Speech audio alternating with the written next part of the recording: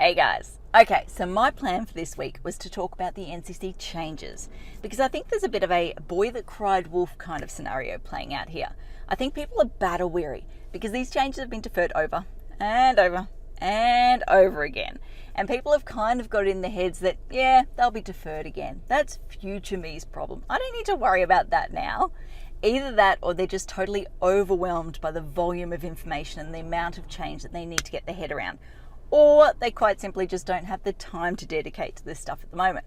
So I thought, hey, why don't I use this week's video to kind of kickstart the process again, to bring this conversation to the forefront of people's mind, to start people thinking about it, talking about it, all that sort of stuff, because the majority of the changes are coming into effect on the 1st of May, and time is rapidly running out. Yeah, that was my plan. Then yesterday I got an email from a client. He basically said, yo, just been chatting to my certifier. He's kind of told me this about the NCC changes. And I was like, damn, that kind of changes one of the things I thought I knew. Probably can't talk about this topic in the video this week. Probably need to go away, do a bit more research, and then try and come back and do it next week. So that's exactly what we're going to do. We're going to hit pause on that video topic, and instead we're going to cover something different today. What are we going to talk about? Well, quite simply, we're going to talk about protected vegetation, the penalties for removing protected vegetation.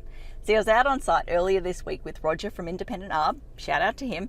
We're also there with the landscape architect and the client, and we're talking through some renovation options. Renovation options that, as you can imagine, involved removing a protected tree or two. Now, we're sitting there and the client naturally, this question always comes up in this scenario, naturally goes, so what would happen if, I was just to remove that tree or those trees? What's going to happen? Roger, quick as anything, fired back $100,155. I think that was it. Let's just say 100K, and a criminal conviction. Whoa! Like, I sat there in that moment and went, 100K, that's a lot of money. But a criminal conviction.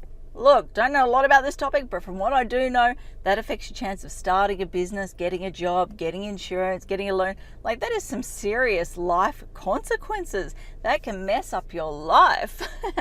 Anyway, I was walking out afterwards having a chat to Roger, and he goes, you think that's bad? Sydney is $1 million. Whoo, that's a lot of money. Like, damn. Even I was shocked. Anyway, point of the story, moral of the story, the point I want to get across today, you get what I'm trying to say here. I need coffee this morning. Haven't had that yet. But anyway, point I'm trying to get across here is there is some serious consequences, not just here in Brisbane, but across the country as a whole, to removing protected vegetation. Consequences both financially and also long term. So you need to think about it, people, before you go getting cray-cray and chopping down those trees. Okay, that covers off everything I wanted to say today. As I always say, until next time, thanks for watching. For all you red tape lovers out there, I have one thing to say. Well, no, actually, I've got three. Number one, the advice provided in these videos is general in nature. It's not site-specific. You would be a silly Billy to go and make financial decisions based on this advice without first checking with the town planner. Don't be a silly Billy. Number two, Brisbane town planning is in no way linked to Brisbane City Council. The views expressed in these videos are my own, not council's. So if you don't like them, blame me, not council. Number three, what was my number three? Oh yeah, the views expressed in these videos are accurate at the time of recording. If you're watching this video back 10 years from now, the views may not be so accurate. That's all. Bye.